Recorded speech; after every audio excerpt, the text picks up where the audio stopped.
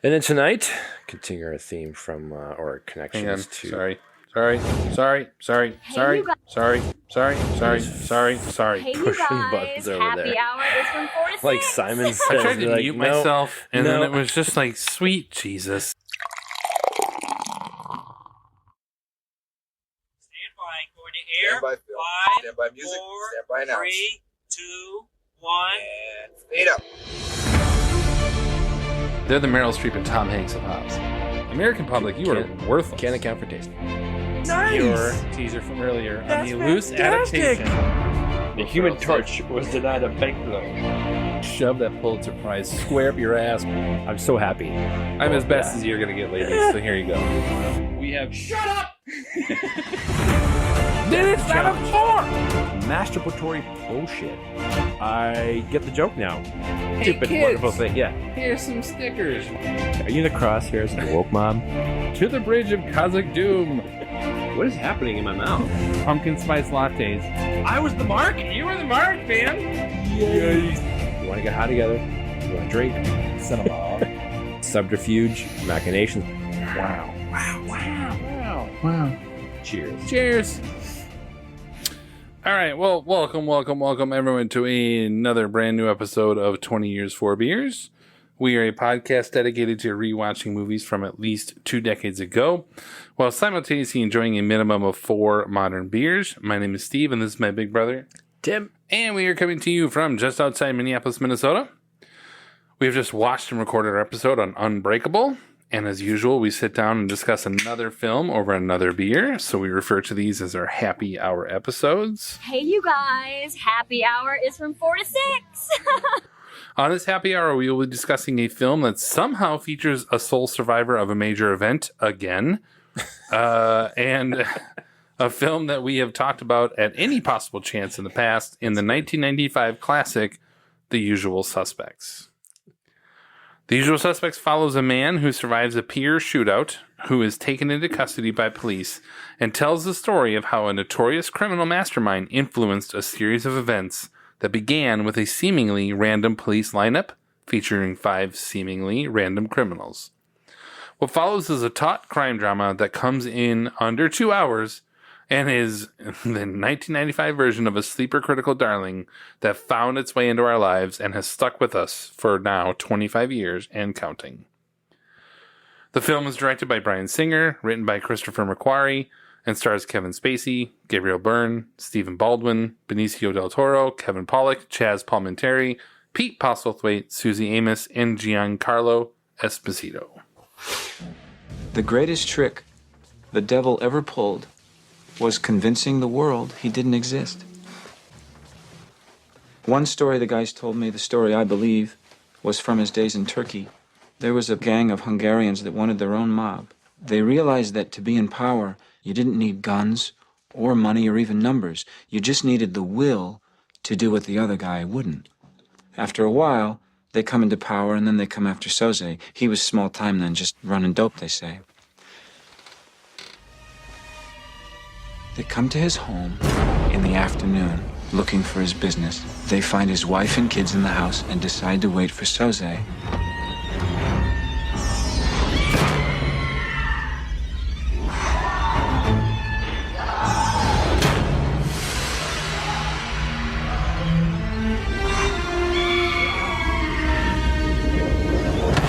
He comes home to find his wife raped and children screaming. The Hungarians knew Soze was tough, not to be trifled with, so they let him know they meant business.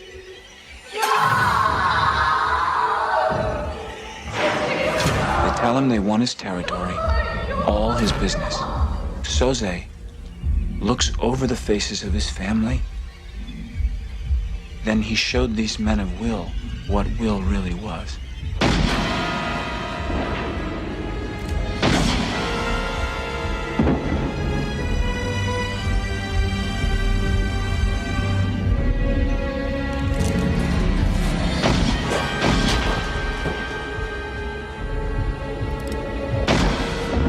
Tells him he would rather see his family dead than live another day after this. He lets the last Hungarian go, He waits until his wife and kids are in the ground, and then he goes after the rest of the mob. He kills their kids, he kills their wives, he kills their parents and their parents' friends. He burns down the houses they live in and the stores they work in. He kills people that owe them money. And like that, he's gone. Come on, not my beer. With our reactions and verdicts to the movie out of the way, we move on to the reactions to our beers that we drank while rewatching our subject movie.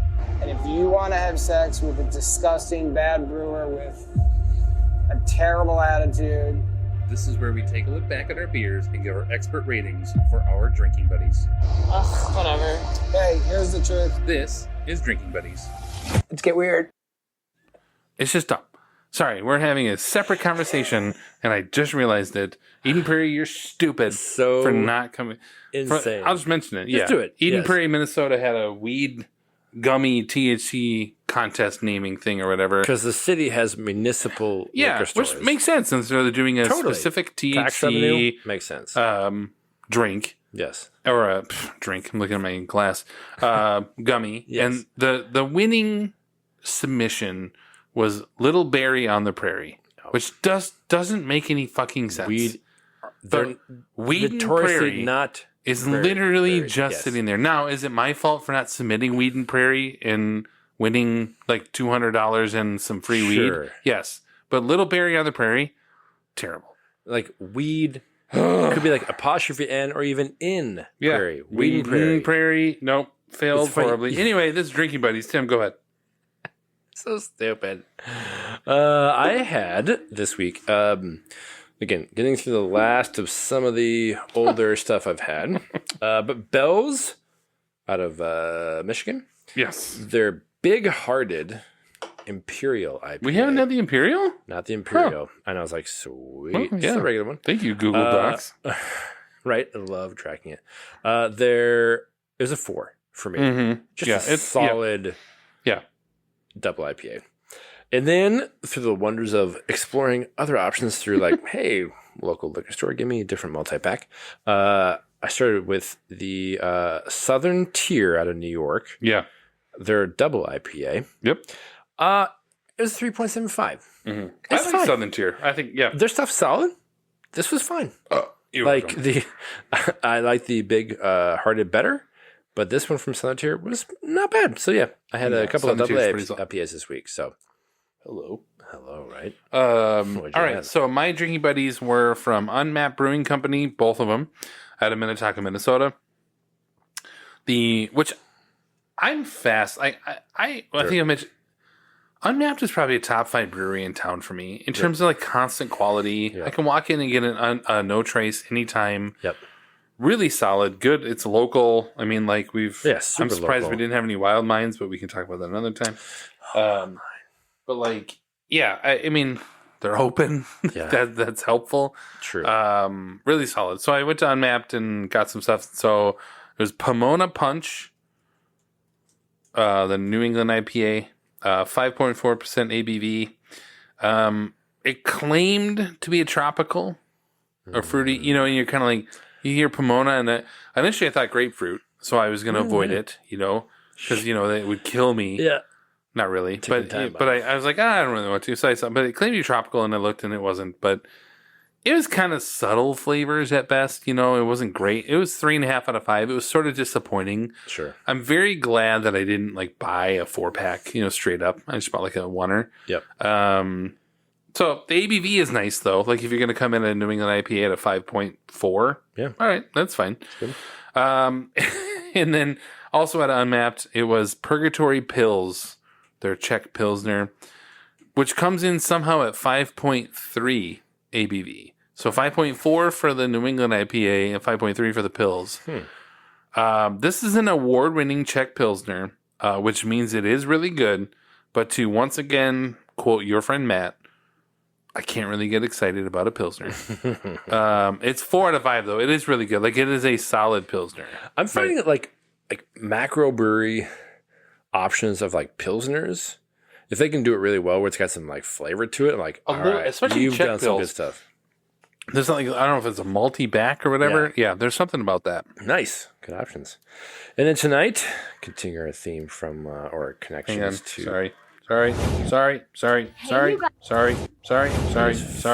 Hey, you Pushing guys. buttons over Happy there. hour is from 4 to 6. Like Simon says. I tried to like, mute no, myself, and then no. it was just like, sweet Jesus. Just pushing All right, things I'm muting over there. myself now. Here you go. Go ahead. You got it. Continuing the theme of the evening from our friends with Unbreakable to start, but Haggard Barrel out of St. Louis Park. Their Oats Tomorrow oatmeal stout with chocolatey, roasty, toasty, caramelly notes. I don't know why you wrote that. Don't do that, guys. No. But just keep oatmeal stout. It's really good. Yeah. It's like super subtle. Yeah. Smells great. I would get like a 4.25. It's Yeah. really, really It's been a nice. while since we had this. We haven't had much of a stout in the last. It's like I feel summer. Like, yeah, I mean, it's hard for the summer. Yeah, I Yeah. really like this a lot. There's a sweetness to it, Mhm. like on sort of like the back and like on the side. The like it's caramely notes. yeah, maybe Yeah. that's what it is. Maybe. There's a sweetness to it. I would have a 4.25, 4.5 as well as I kind of let this sink in. It's really good. It is very good. They're just a fantastic brewery. Yeah, and I really want them to succeed. I don't know. And the nice part is they don't have a huge tap room, so they don't have a huge footprint, so they don't have to Yeah. worry about, Like overextending themselves. Right? Yeah. But it always worries me, because we got like some of the best breweries in town have been or are now closing. Yeah, I know. So we'll see. But this is outstanding. This is really good. Nice. So love it. If you guys were the inventors of Facebook, you'd have invented Facebook. This is a social network You don't have to be an intellectual property expert to understand the difference between right and wrong. where we take a look back at the critical and fan reception from 2 decades ago. Mark! As usual, Tim takes point on this, so take it away, Tim. You better lawyer up, asshole. Because I'm not coming back for 30%. I'm coming back for everything. $1 billion. From One Punch. Same thing. Oh, there you go. Yeah, exactly. I was like, yeah. it's solid. Yeah, all right. But not great. The social network was IMDb rating is 8.5 out of 10. Very high for the Really? the film. Nice. Yeah, Yeah. 8.5. Janet Maslin of New York Times. Sure. So the movie ultimately isn't anything more than an intricate feat of gamesmanship, but it's still quite something to see. Hal Hinson of the Washington Post. So the twist at the end is a corker, but crucial questions remain unanswered. What's intriguing, though, is how little this intrudes on our enjoyment. And Roger Ebert, one of those like all-time This is classic an all-time- reviews yeah, of like, yeah. yeesh. Yeah, if you had made me guess, I'd be like, no, I know it's 1.5. Yeah, 1.5 out of 4. Yeah, this is like, this lives rent free in my brain. It said the story builds up to a blinding revelation which shifts the nature of all that has gone before. And the surprise filled me not with delight, but with the feeling that writer McQuarrie and director Singer would have been better off unraveling their carefully knit sleeve of fiction and just telling us a story about the real characters. I prefer to be amazed by motivation, not manipulation. When the final reveal comes, it solves little, unless there is really little to solve, which is also a possibility. Wah, wah. Womp womp. Get to the Oscars thing and we'll cover It was Roger. up for 2 awards, winning both Yes. that year for Best Supporting Actor of Kevin Spacey and Original Screenplay for Christopher McQuarrie. Yeah, rightfully so. And we'll get back to those. Yes. This is where I have a huge problem with Roger Ebert's review because this is a guy who somehow can find a way. We've talked about in the past. I don't have specific examples, but he can nail the fucking Yes. head, hit the nail on the head. Perfect encapsulation. And even then, other people maybe didn't like it, but he just knew, right? Yes. And there are times that he can suspend belief, and other times he can't. And this is one of those times where I'm like, "What the shit, dude?" Yes.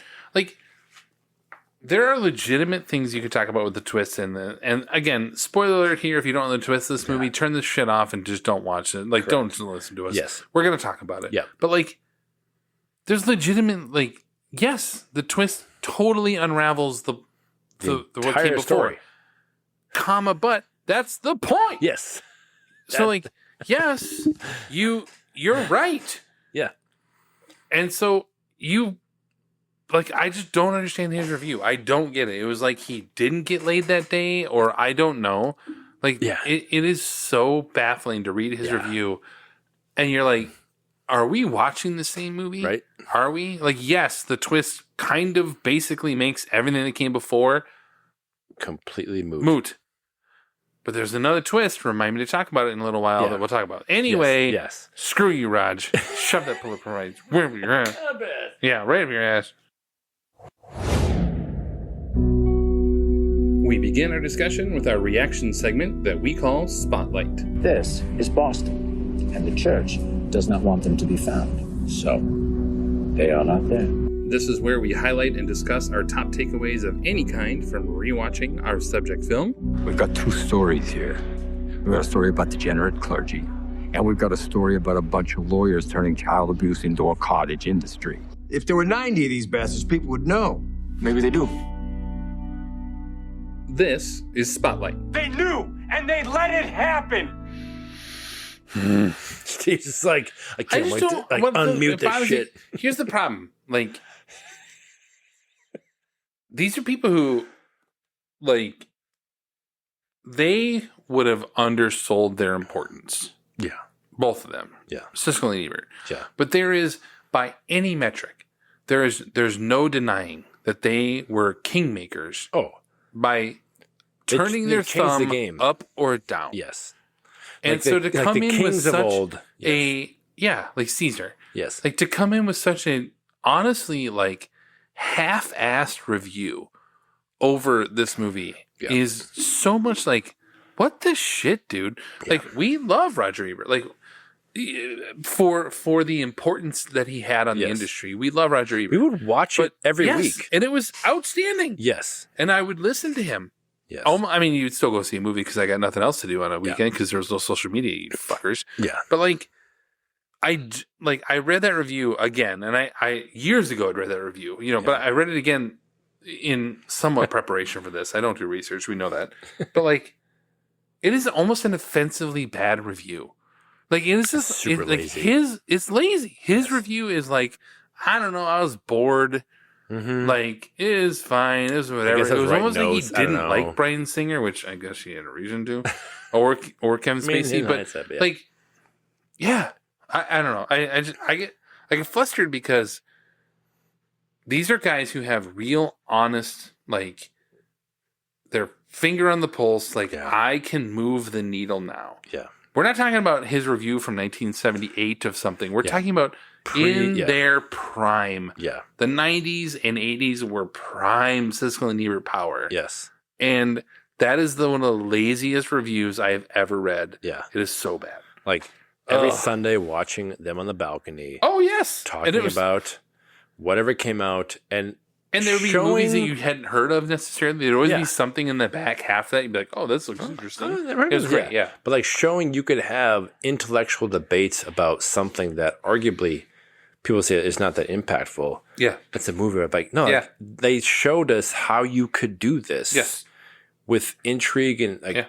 And this was just a lazy review. Yes. When you read it, you're like, yeah. Did you watch I guess the I saw movie? it at like a film festival and then saw it again. I was taking notes. So I was super bored. I was like, yeah, what the yeah, fuck? the whole thing is. Anyway, Tim, what were your first thoughts? So, this movie, we think about, okay, 30 years on, we need to watch. Oh, God. I know, 25. 95.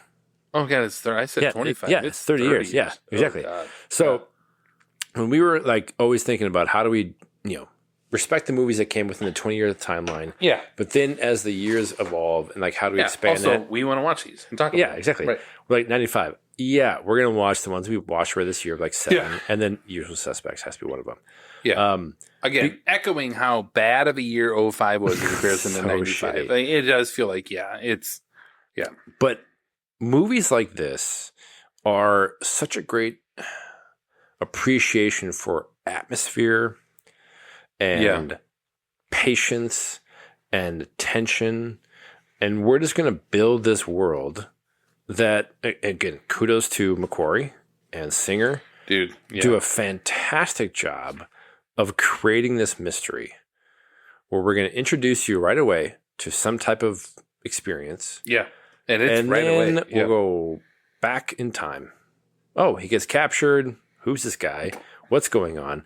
It's fantastic. And I think we've talked about different episodes, like the difference of confusion versus mystery. Confusion is like you might piss off people. This has an intriguing mystery of like, how did this come to be? Yeah. With these characters coming on to this final sequence where they all die, except for this one guy. What happens? And it's all about the atmosphere. Mm-hmm. And that's what I love about these movies, where you can appreciate. It's not like a stylized, like I was reading like something like how post Pulp Fiction, blah, blah, blah. Like that's a simple comparison. Like, yeah. It's not the same. No. Like different vibe, different style. This was just a moody, atmospheric unpacking these details. And I've always appreciated it. And we'll talk about the twist, certainly. That's such a lazy comparison, too, because like this isn't stylized in any way, shape, or form. Like Pulp Fiction is stylized over the top. Yeah. This would be like if Michael Mann had made Pulp Fiction. True. Like it's just like very different. Yeah. Yeah. But atmosphere and tension and like keeping you intrigued is what the entire thing is about. Yeah,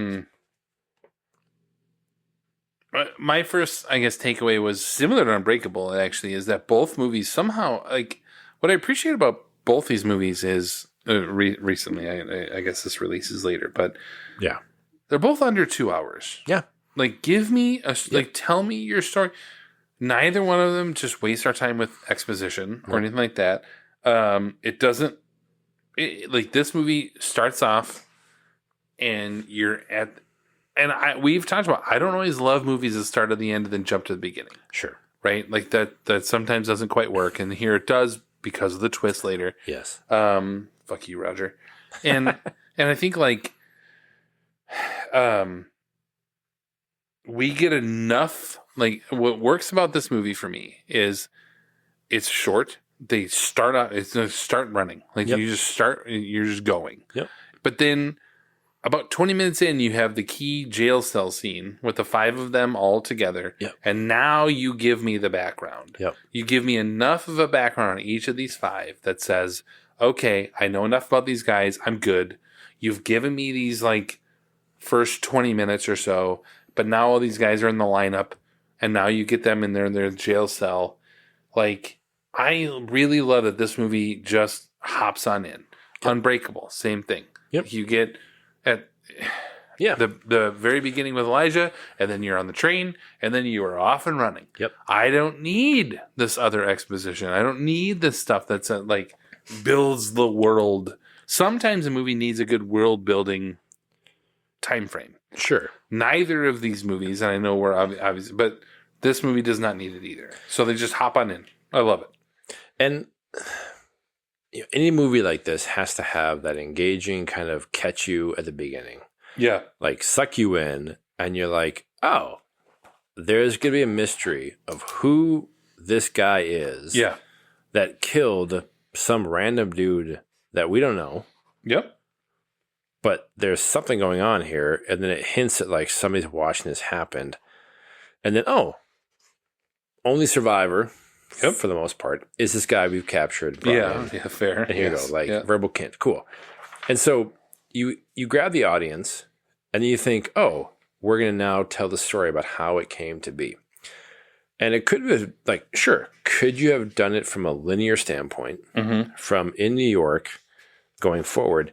It just wouldn't matter. Now it's like, oh, how are these, 5 characters going to connect? How are they going to be? Yeah. I only saw the one dude on the pier. The others were somehow involved, but they're not here. Yeah. So how are we going to unpack these details?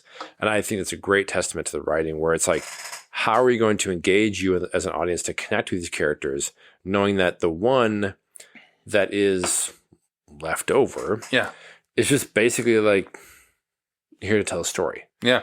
And it's a hell of a story. It's so unassuming. Yeah. That's where it's slow build. Yeah. Of we're going to build these characters, design it around the one guy you think is going to be clearly he survived to the end. Okay, cool. He's our through line. And how are they, I mean, the layers they have.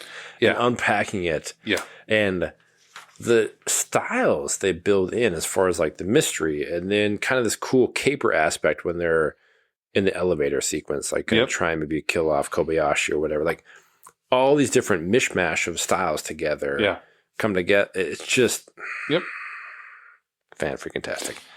Good. Keep going. So, we'll talk about. Yep. So we'll talk about Kevin Spacey, obviously. Like, so yeah, I mean, we like preface like before we even end up down to Kevin Spacey. We've already talked about him multiple times on this. See the 7. Like, but we had LA Confidential, we had 7, Sure. and American Beauty hinted at a little bit. Yeah, but in the 99 thing. Yes. Yeah. But like, and Bryan Singer also not a great human. Like we're like, let's just like get that out of the way. We're gonna talk about these people in context of these movies. Yes. So anyway, continue on. But I forgot how great the entire cast is. Everybody, top to bottom. Like, even who became kind of a punchline, like Stephen Baldwin. Like, yes, somehow Stephen Baldwin is good in this. He's so good in this. Yes. But I actually kind of forgot how much I enjoy Benicio del Toro. Yes. You cannot understand. Knowing what we now know about Benicio, yes. And it makes it more enjoyable almost. So much of a great actor and like character actor, but at the time, I don't know that I can think of a movie before like I saw him in anything. And I was like, watching him like... We did not see him in anything. And watching this, like, he's just... You can't tell what he's saying. No. He's just like speaking. Yeah.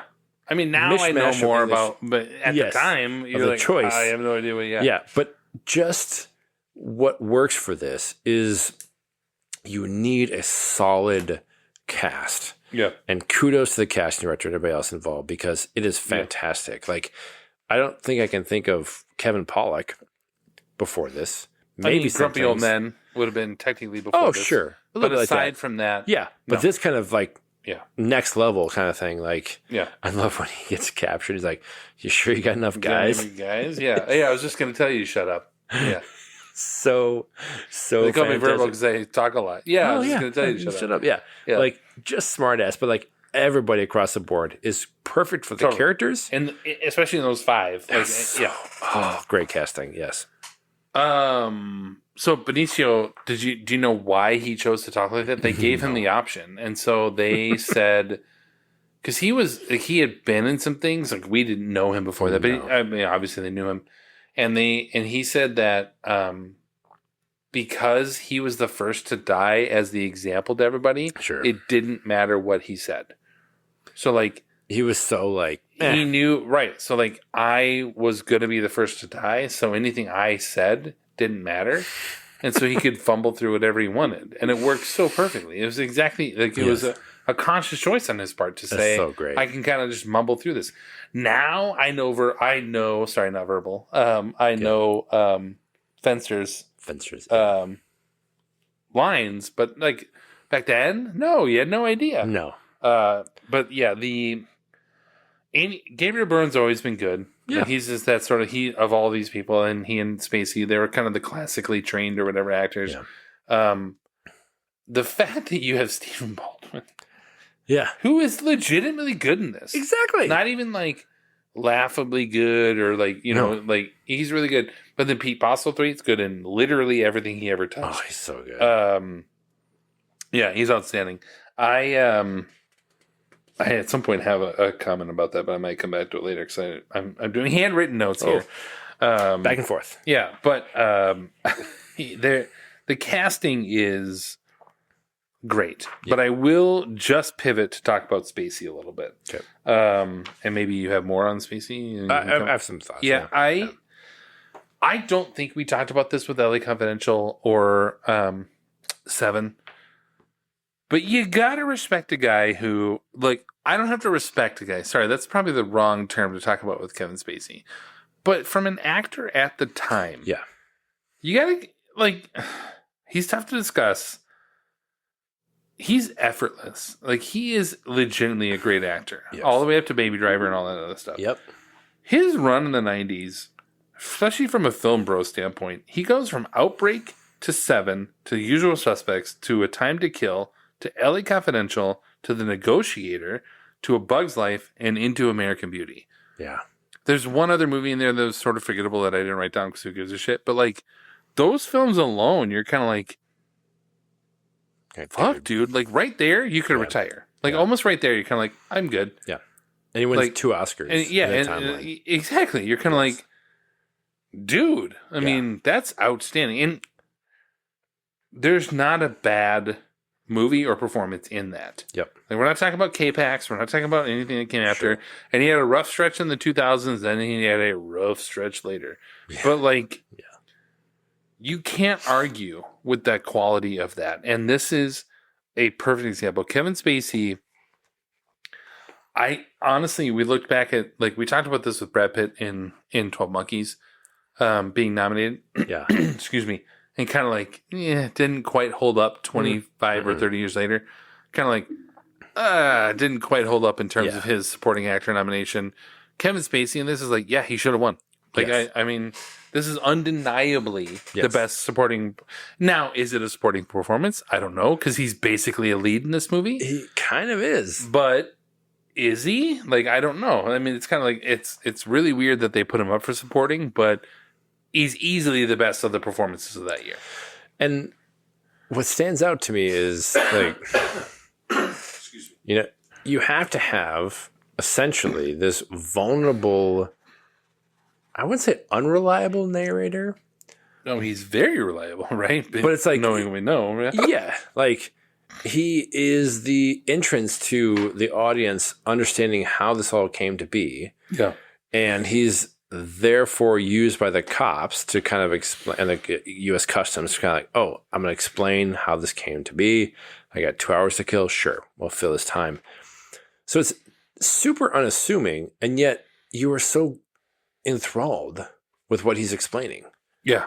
And it takes a lot for any actor or actress to kind of be that conduit and be so unassuming and kind of vulnerable.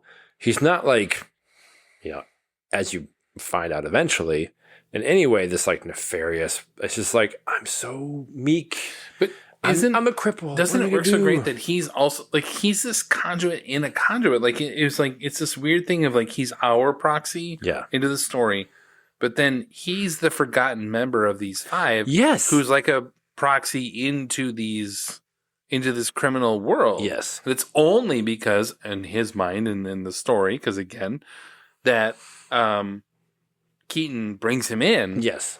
That he's brought in as a proxy, basically. Otherwise, he never would have been there, or he never would have gotten his way. Like, and Kent has the ideas. Dual proxy that just makes us feel so sorry, and it plays right off of our sympathies towards disabilities. And that's the genius of it. Yeah. It plays into these, you know, very strong male characters of the main 5. Yeah.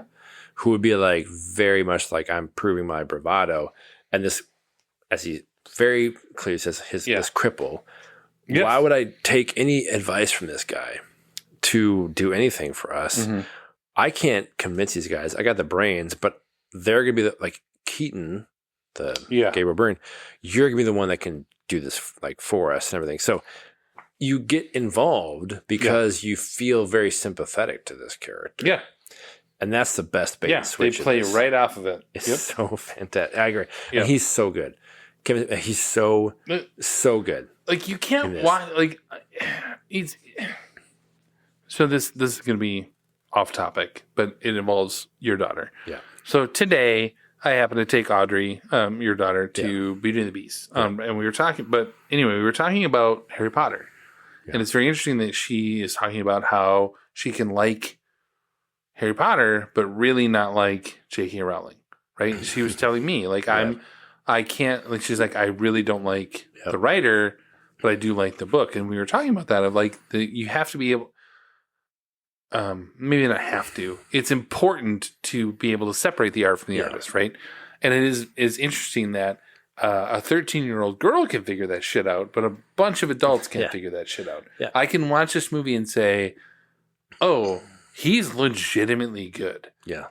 And then I can, when I turn off the movie, go, oh, he's legitimately probably a piece of shit human being. Yeah. Those two things are not mutually exclusive. Yes. Like, but I can still enjoy my time in here because he is so freaking good. Yes. He's fantastic. So At what point do we talk about the twist? Right now, that's fine. So that's fine. Like 3, 2, 1. Turn it off if you don't want to know. Yes, basically, yeah. Which again, how do you? But yeah, no. Actually, one thing really quick like before that, the Fight Club twist and the Seven twist or pop culture twist. I don't think this is. No, this like you know what I mean. Like but if you watch movies at all, you should have watched this by now. If you haven't, then don't. Then Yes. that's fine. But anyway, what I will say talk about it now. I will say before that. Sorry, I don't know. If you had said at the time that the guy behind this script would eventually helm some of the greatest action stunt pieces and like spy stories with Mission Impossible, I'd be like, you're fucking crazy. I'll go you one further. Like, there's no way that you would think a very subtle, subdued, tight mystery unraveling would be in charge of, as we've seen, some of the biggest sequences in the past 10 years with these stories. If you were to tell me that of all the people in this movie, the most famous person to come out of it were the writer? Yeah. Yep. In modern times, I'd be like, wait, what's that now? Who? Yeah. Now, he's not a household name, but if I start telling you about the Mission Impossible and things of that nature. And Jack Reacher. Yes. Yeah. Yeah, which are Top Gun Maverick. Yeah, yes. Top Gun Maverick. Like if you look at Like, Macquarie's filmography, you go, oh, he's probably the most successful person to come out of this now. Yes. In the late 90s, obviously it's Kevin Spacey. Like there's it's not even without a doubt. But now we're It's talking really about the original. writer. Yes. Yes. Yeah. So other writing and the twist. So what I always appreciated and watching again is like the confidence that they put into this, where let's say bad guy, clearly the like mythological villain, willingly puts themselves in this sequence and just toys with the cops. Yeah. Has fun with them. What we're seeing is this really, like you're like so subdued and like, I'm playing up like, I'm like, I'm like, but as you know, eventually, he was just fucking with everybody. Yeah. It's just an amazing like premise for a movie. Yeah. To think about. Like, we're going to have this mystery unravel where the entire story is told by someone that's just fucking with us. Mm-hmm. The cops, audience, everybody, just because they can. Mm-hmm. It's so great. Here's where I came down on that. Because initially I have, one of my notes, initially my number 2 was, or 3, was does Kaiser or Verbal? Yeah. Which there's always like arguments about is he actually, but like, does he stick around just because he wants to screw with the cops? I came down with it a little bit differently on this rewatch. All right. Ooh. I did. Yes, he wants to screw with them. Yeah. But if Agent Coulion's right, that the only people who could finger him and like identify him or anything like that, the only people who are out there, right, are on this boat or in this world, right? But then you start thinking, the legends do die, or like that's sort of like. So maybe he says, now I've just killed off all connections to me. Yeah. I could go under and be done forever. Yeah. But isn't that a bad thing? Don't I need a little thread out there that says, no, I am still alive? And so now he actually does, I'm going to go to the cops and I'm going to pull this little trick. Yeah. And now I've got 3, 4, 5, 6 stories about my existence continuing. Yeah. Like I could it's completely sewn up. Yeah. I could do that. Yeah. But now this is my outlet to say no. The myth. I'm actually now the myth continues because of this. Okay, that's good. Yeah, it's fine. Pee break number 7. I should start tallying this. Start charging Tim.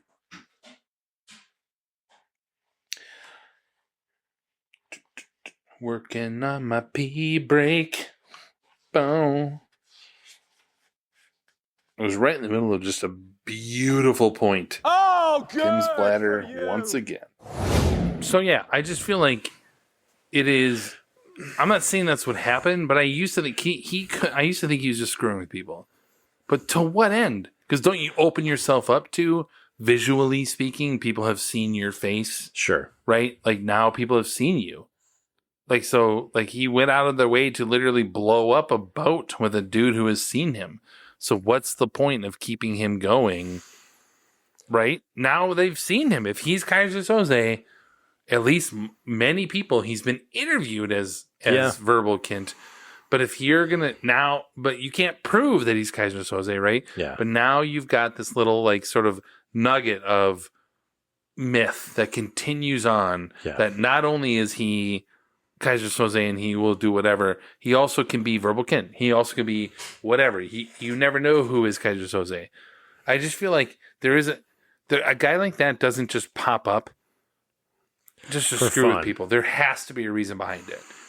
And I was like, oh, let's give the criminal mastermind his due. Because there's no point where he knows the other survivor, quote unquote, ever dies. Yeah. In the hospital. Like, there's nothing told to him. That guy's like, alive. Right. Yeah. Like, it wasn't like he came in to be like, okay, I found out some guy survived and I will find out he eventually dies and I'm out. Yeah, there's some element and then I wonder, of like, does he know about the surviving guy? And then maybe the fuck is the one time when he comes in and tells me about Kaiser Soze, he's like, yeah. And maybe that adjusts his story. I don't know, but I just think like there's a reason why he's there. Yeah. And people assume it's toying with him, but I think it's more of a legacy thing to say, this is now my new narrative going forward. This is now the myth that's happening. And especially because it's like, the greatest trick that I've ever pulled is like, convince, and poof, gone. I don't know. I think there's been too much undersold on the idea of just screwing with him. There's got to be a reason why. Which is the beauty of the script is to say, because of the twist, you talk about, are we going to talk about the twist? Yeah. Because the twist basically unravels everything before then, that now allows me to say whatever the F I want, and it could fit. Like it just works. And I'm sorry, there are times that sucks. There are twists that don't work. But I've seen this movie dozens of times at this point, and it still works. Sorry, Raj. And what's great about it is, like, yes, the twist being multifaceted. Yeah. The guy sits in this room, knows he doesn't want to be in like a interrogation room. But doesn't he though? Because now he's Verbal Kint has immunity now. Sure. So regardless of what he tells, so maybe he could go live a little life if he wanted to at this point. But I don't know. The fact they specifically have this interview in the office of somebody, and as we find out eventually, he got his cues of a story from the tapestry around the guy. Yeah. So there's that level of like, oh man. Now, do I think that was screwing with him? Yes, I do, of course. Where it's like, because he never would have had an interview in a interrogation room. Of course not. So that's how I looked at like, so eventually the customization is like, oh my God, right here. And like the Kobayashi, the mug, all these things. But the best thing I like about the twist is that like truly outside of like the dock sequence where Keaton dies, I can't trust anything in this story. No. Like, I mean, anything of this backstory or who, like, clearly there's five people. I think there is truth, right? Like there's got to be some element, because where, right? Well, anything to do with Agent Coulion, because he knows the lineup existed. True. So like in New York, so here's anything in New York, I feel like was true, but the Verbal Kint was just there, and he was the inside guy kind of a thing, even though he's a mastermind. Yeah. But like, there's those kind of things that like, but any of the times he talked about the lawyer, like these are people that Agent Coulion, who he's talking to, has not met. Yeah. Right. He has no. Let me flesh it out for you. Yeah. So you want me to tell you the story beyond what you already know? Okay, cool. Kobayashi, the quartet in Skokie, Illinois, the Orca Redfoot, all that stuff. That none of that has anything to do with. So it's just feeding into what Agent Kulian wants to hear. Yeah. And so there's truth. Like I think all the first stuff in New York was real. I agree. Because Kulian was overseeing that. Yeah. So he takes all the stuff that he's already involved with, but then is like, now I'm going to screw with you, but also I can take this narrative and do what I want. Extend the myth. Yeah. That's even better.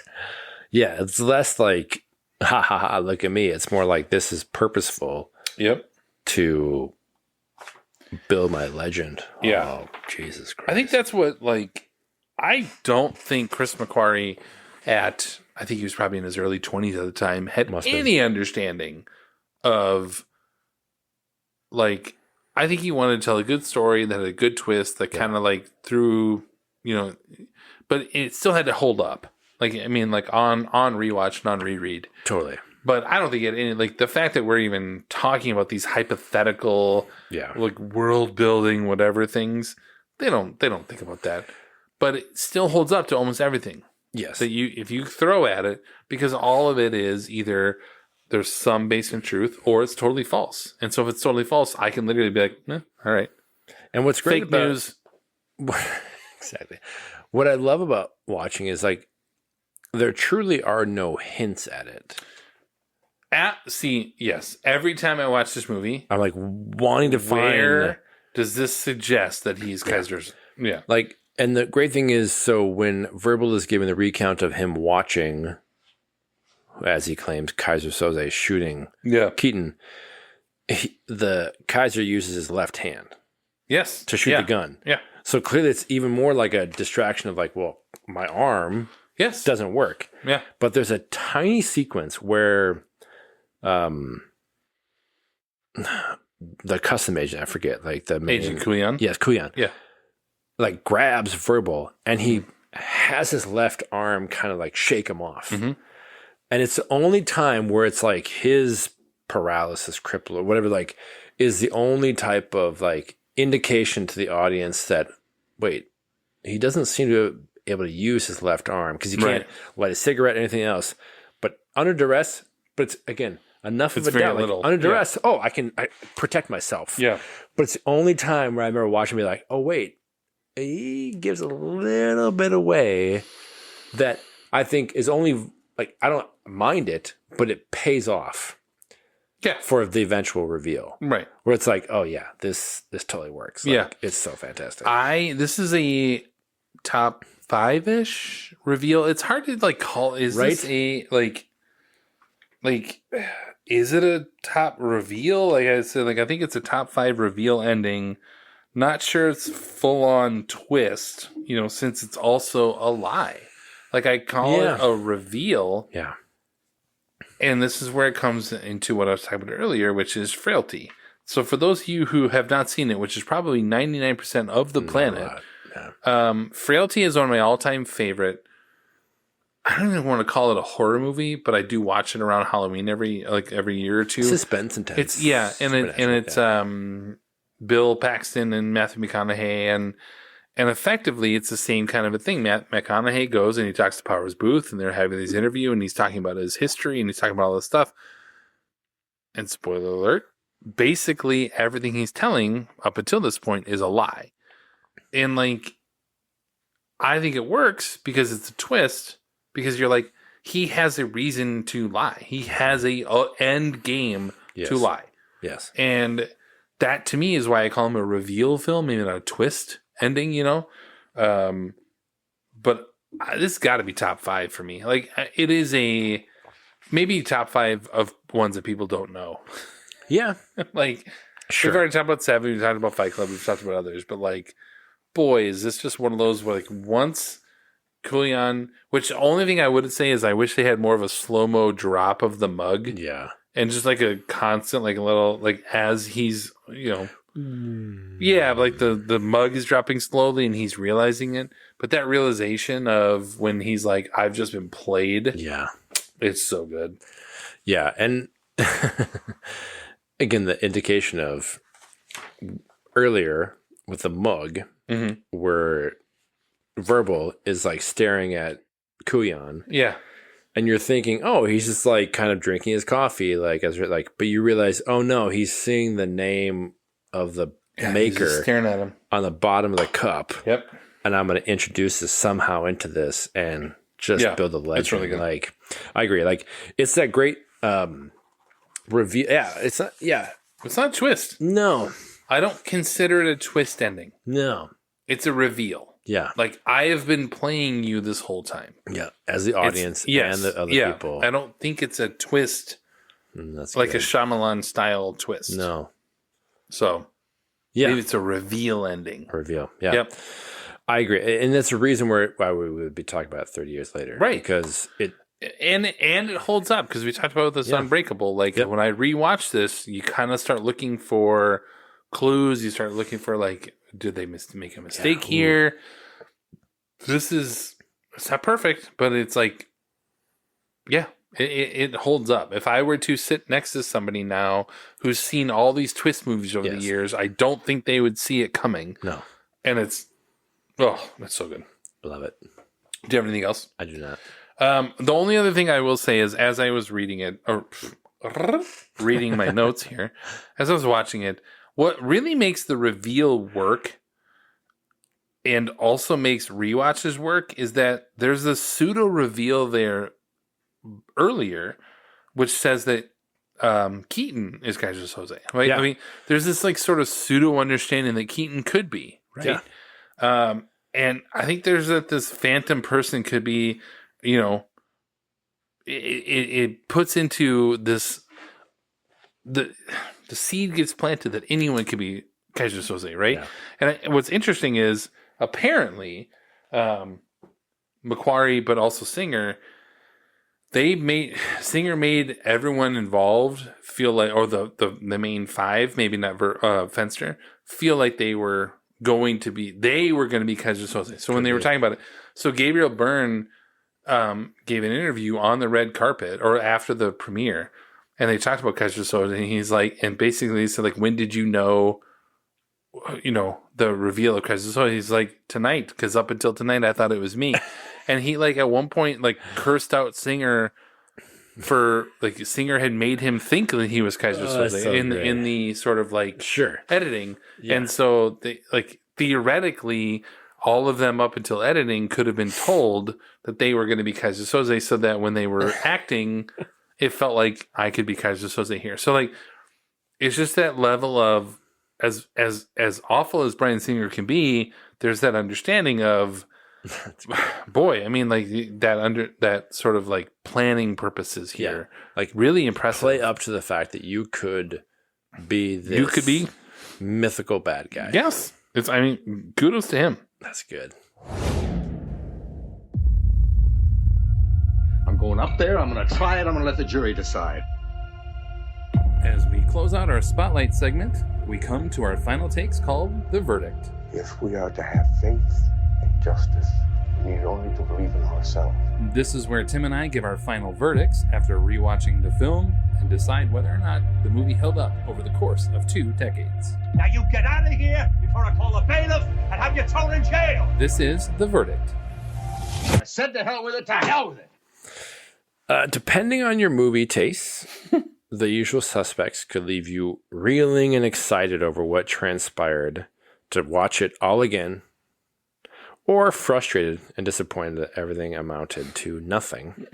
As we talked about, I'm firmly in the former grouping, and I really value the time the writing in the film takes to build the atmosphere, mystery, and clarity at the end to have you double guessing everything, even though you still will have questions. With a stand-up performance by Kevin Spacey, great supporting work by all involved, and of course an all-time, I wrote twist, but I would say, a reveal ending. Either way, that I mean, elucidates so much. Yep. The Usual Suspects still holds up for me these 30 years later. 4 out of 5. 4 out of 5. Oh, yeah. All right. Yeah. So one of the primary reasons that I love The Usual Suspects is that it never gets old and is always a great watch. It never feels tired or out of date, and similar to Heat or LA Confidential, which we have covered, it is consistently a crime drama that holds up with every rewatch. Looking at you, Goodfellas. Yeah. Suspects features one of my favorite screenplays by Chris McQuarrie. Great performances from everyone involved, even Stephen Baldwin, miraculously. But in particular, Kevin Spacey. And a perfect minimalist score, which we didn't talk about, for much of the film by John Ottman. Unfortunately, the film has gotten somewhat lost in the shuffle due to both Spacey and Singer's controversies that came later on.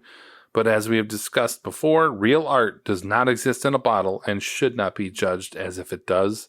This film is flat out wonderful and near perfection for me. I have 4.75 out of 5. Ooh. The exciting quiz program 21. Our final segment of the episode is Quiz Show. I have stood on the shoulders of life, and I've never gotten down into the dirt to build. Where in our research for our subject film, we find some interesting trivia nuggets that we hope will stump the other and possibly intrigue you. This is not McCarthyism. You're not here to expose for the sake of exposure. This is Quiz Show. Well, evidently certain of the contestants were given the answers in advance. Cheating on a quiz show. It's like plagiarizing a comic strip. So you have 2, you said? I do. Okay. Why don't you go first? I have a random possible third, but we'll start there. So director Bryan Singer and writer Christopher McQuarrie actually worked together prior to this film. 2 years before its release. Releasing a film about a small town mystery. I hit a button. Up there, Tim, I'm gonna stop. try it. I'm gonna let the God jury damn it. decide. Oh, it's over. Oh, God damn it. Close out or Start your question again. I'm sorry. Just start your question again. I'll cut that out. Director Bryan Singer, yes, and writer Christopher McQuarrie actually worked together prior to this film, 2 years before its release, putting out a film about a small town mystery hiding dark secrets. Can you possibly name that film? Is that Singer's directorial debut? Yes. See, of 93. If you get this, I won't get it because I know in reading things about it, I know Kevin Spacey approached Bryan Singer at Sundance, saying after that movie, saying I want to work with you, and that's what made Kevin Spacey want to work with him. Sure. You know what I mean? So it's kind of one of those I've seen it, I've seen it in text as we were talking, but I'm kind of going no, I don't. So I guess I'll give myself a wrong. What do we got? Public access. See, I've seen it. I saw it on writing earlier today. I've never seen the film. No, obviously, no idea. I thought this was their first time working together. Nope. No. He wrote Public Access? Yeah. I guess I didn't know Yeah, that. McQuarrie wrote it, and Singer directed it. Yeah. All right. There you go. All right. Nice. All right, so John Ottman. Oh, shit. Wait, do you have anything on Ottman? No, okay, good. I don't. I'm surprised with this since he's the composer. So John Ottman is a rarity in Hollywood in that he holds dual roles on the creative side as both the editor and composer on this film and many other films. Weird. Mostly Singer's films. He had done mostly the scores for the X-Men movies that Singer did, Apt Pupil, some others.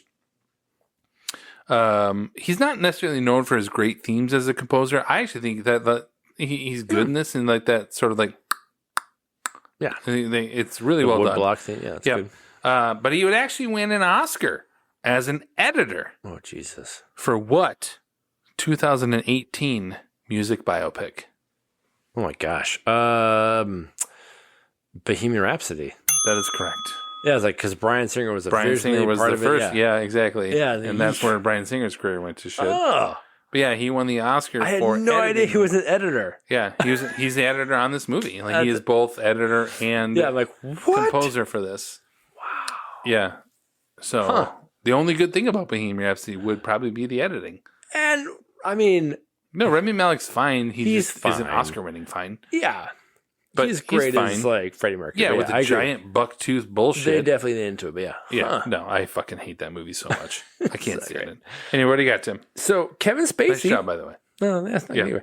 Kevin Spacey and Benicio del Toro actually starred together in a film 1 year prior to The Usual Suspects, in which Spacey plays, wait for it, a horrible boss It's a Hollywood producer. Mm-hmm. Can you name that 1994 film? Is that Glengarry Glen Ross? Nope. No. No, that's earlier. Legal firm or whatever, yeah. Yeah. Well, it was earlier than I was like, what? Had no idea. No, what do you got? Swimming with Sharks. Oh. So I've heard of that movie. Right? Heard of it. Yeah. If I've seen it, it was in the 90s. Yes. Okay. All right. Nice. Wow. Two wrongs for me. All right. Man. Okay, Tim. Here you go. The famous quote, "The greatest trick the devil ever pulled was convincing the world that he did not exist," is actually from a poem by French poet Charles Baudelaire. Fairly certain this is the first trivia to mention a poet. The quote, oddly enough, he actually did not know. Like, Macquarie did not know that was a Baudelaire poet. He had used it in the movie, didn't know, but it was, sort of a common whatever. Anyway, the quote was actually also featured in another film starring Kevin Pollak and Gabriel Byrne. Jesus. In what 1999 terrible post-apocalyptic-ish film that featured this quote? I will give you the starring actor. It might give it away, but 1999. Pollak and Byrne. They were obviously not the leads. And it was if you think of end of, I'm going to say Byrne, like 1999. Yeah, in 1999 would have been sort of like that, like Millennium. Oh, God. Do you want the actor? I cannot think of it. Okay. Yeah. Well, the lead actor is Arnold Schwarzenegger. Oh, God. When I say it, you'll get it. You'll be like, oh, God, it's a terrible movie. I can see that, like, End of Times or something. Okay, I'm going to give you a right because it's End of Days. End of Days! Yes, That's but they feature that quote in that movie with both Kevin Pollak and Gabriel Byrne. That's a good in that trivia, movie, man. Nice work. The only other, I'm not even going to did you happen, the two cops that were in the car with the New York's finest taxi service? The give me the money guy. And then the other guy he was actually the fresh fish guy from Shawshank Redemption. Like the guy who gets beaten to death on the first night, Yes. I was going to try and find a way to get there, That's a good one. I was like, I don't really think I could get there without just giving it away. Shoehorn, yeah. Anyway. Nice work. So, yep. Nice work. Thank you. You too. That brings us to the end of the episode. Be sure to find all of our previous episodes on your favorite streaming platforms and stay tuned for our upcoming episodes on our 5th anniversary episode of where we're going to rarely rewatch a movie that we have already watched, but we'll watch the special edition of Almost Famous. And then I can't remember what I think it's a combo. Oh yeah, it was The Wedding Singer and Wedding Crashers and 40 of Virgin. Yes. So stay tuned for those. Find us on the web via the metaverse of Facebook, Instagram, and Threads, and head to 20years4beers.com for more info. We want to say thank you for taking the time to listen and for clicking that like or subscribe button on your devices. This has been 20 Years 4 Beers. My name is Steve. I'm Tim. And thanks for listening. Thanks. Okay. Releasing a film about a small town mystery. I hit a button. Up there, Tim, I'm gonna stop. try it, I'm gonna let the God jury damn it. decide. Oh, it's over. Oh. God damn it. Close out or It was right in the middle of just a beautiful point. Tim's bladder once again.